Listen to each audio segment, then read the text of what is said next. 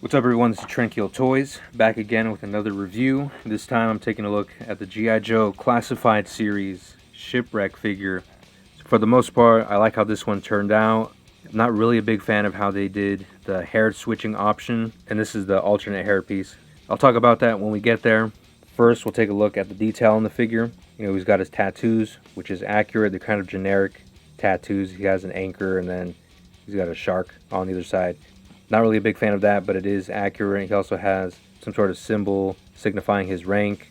He also has his chest hair.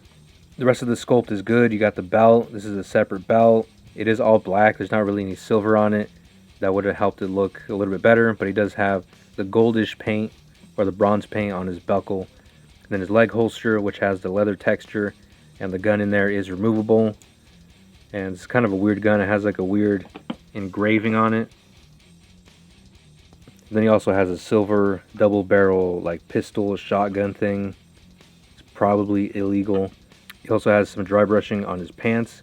It doesn't really look like weathering on jeans or anything, and it's only on that top part of his thigh, so it just looks a little bit out of place. It would have been better if they would have done the whole thing. There's also nothing on the back, no painted detail or anything on the back, so it just makes it look even more weird that they had that just on the top parts. It would have been better if it just wasn't there at all. But the sculpted detail is good on the jeans. It's pretty realistic. And then the boots. Also the rope here, which does have a hook on it, so you can put the actual hook on. You put it on this hook, or you can put it on this hook. And the bird also pegs into that. And the bird or parrot has like a wooden leg, which is kind of funny. And you can put it on there, or you can put it on his wrist. That works pretty well. But the painted detail is pretty good on the bird. You got the gradient from the darker green to the lighter green. So that's pretty cool how that turned out. The head sculpt is a little weird. I think the neck is too thin, or the head is too big on this neck. Also, the eye paint isn't 100% accurate. They kind of missed the mark on the sculpt. Also, some of the paint on the beard is missing, like just a tiny bit on the top of the beard. And some of the white from his hat got onto his hair right there. Minor paint issues, which is expected. You know, these figures aren't going to be perfect. And I got this from GameStop. It was $24.99. After shipping and taxes, came out to $35. This is not worth $35. Anyways, the hair does come off with the hat, and it comes with two hair pieces, one with the hat attached to it, and then one that's just the hair, so you can give them a different look. Like I mentioned earlier, not really a big fan of how they did that, just because I would have liked to have the hat separate so you can put it on other figures, or you know, it's just easier to remove. But it's fine. I guess it does work, and the head is easily removable, so we can take that rope off. Now we can take a look at the articulation. So the neck doesn't really move that far down. The head does look down a decent amount, though. It's pretty good. Then it looks up a decent amount as well. Tilt a decent amount, not that much, but it is pretty good. And then of course 360, shoulders are pretty good. They only go up that much. And then of course they rotate, and they still haven't upgraded the butterfly joint design. It doesn't go back that far, and I don't know if you can see that, but when you push it back, it just pushes the shoulder back forward. So there's resistance there. The right shoulder actually works better. I guess maybe the left one is just stuck or something, but they definitely need to improve that overall. You got the bicep, which is pretty good, but it's ugly when you move it, so that's not good. The swivel should have been under the shirt. Honestly, that would have been way better. Double elbow works pretty good, and then you got the swivel on the wrist, and it hinges. And this is a gun holding hand. They're both gun holding hands, so they hinge up and down. And same thing goes for the other side. So that's good. And then the torso, you got the upper torso joint, which goes back that far. Looks a little bit unnatural, but it's not too bad. Gives you a lot of range. And then the bottom torso joint, you can swivel and you can tilt side to side and lean forward. It doesn't go that far. Both joints combined, you can get pretty far forward and back, which is really good. Now the hips, you do have the drop down hip technology there. So sometimes it works pretty well, sometimes it doesn't. Here, I think it works pretty well.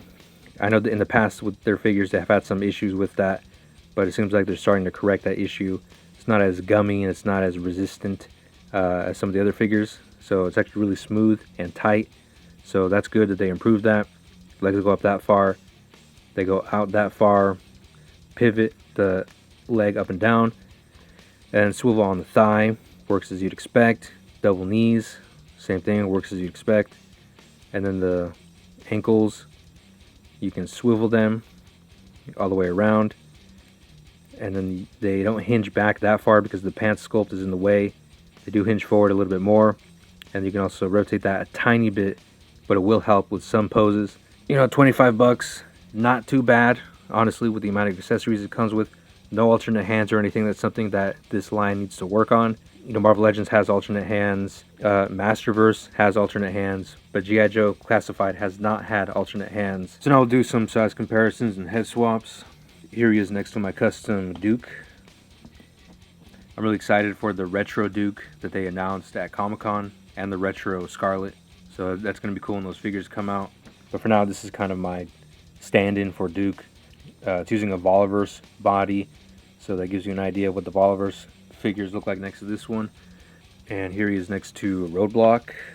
And Roadblock is, of course, slightly taller, which makes sense. It is accurate. So that looks good there. And it's really cool having, you know, the characters from the cartoon with the way that they looked from the cartoon. I wish they would make more figures that were accurate to the cartoon. I know Super 7 is making some of those classic designs, but in my opinion, those figures are really bad. The articulation isn't there, and just the durability is not there. So I will never buy Super 7. Anyways, here's what the figure looks like next to Stalker.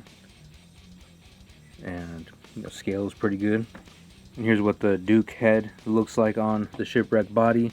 It's not really a Duke head, it's from the Marvel Legends Captain America figure. But that works pretty well too.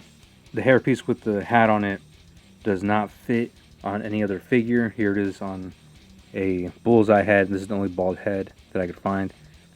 But yeah, it's not going to fit. It's just not sculpted properly for the hairpiece. So like I said, that's why I don't like why they did it the way they did, because you can't really interchange it with any other figures. So not a whole lot of customization options there. So here's some other G.I. Joe figures, you know, next to Shipwreck. And here's my custom Cover Girl. And I thought this figure was pretty good. I just didn't like the head sculpt that it came with, so I made my own head sculpt and I swapped out the legs. I have some other figures, but they're not really the same designs from the cartoon, and I have a lot of customs that like military guys. But these are the ones that look like the way they did on the show, more or less. I know the Flint isn't exactly accurate. Like I mentioned before, I'm excited for some of the figures that they got coming out, like the Helix. That figure looks pretty cool. I know it's not from the cartoon, but it just looks like a cool figure, a good design. And then the retro Duke and Scarlet, definitely picking those up.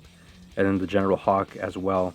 Lately, I've been feeling some fatigue from a lot of the military figures, like Voliverse, and the accessories from Gridiron. Like I have a ton of guns from Voliverse and Gridiron, and a lot of figures too, just for customs and stuff. And I don't really display all of them because I don't have that much space. So I might slim down that collection and just collect characters from the original G.I. Joe cartoon. I think this figure turned out really good. Like I said, I'm happy to have another cartoon design in the collection. And I'll definitely buy pretty much any figure that they have based on the cartoon. Anyways, guys, that's all I gotta say. Let me know what you think of this figure in the comments. Let me know what you think of this video. And yep, I gotta go. I'll see you in the next one.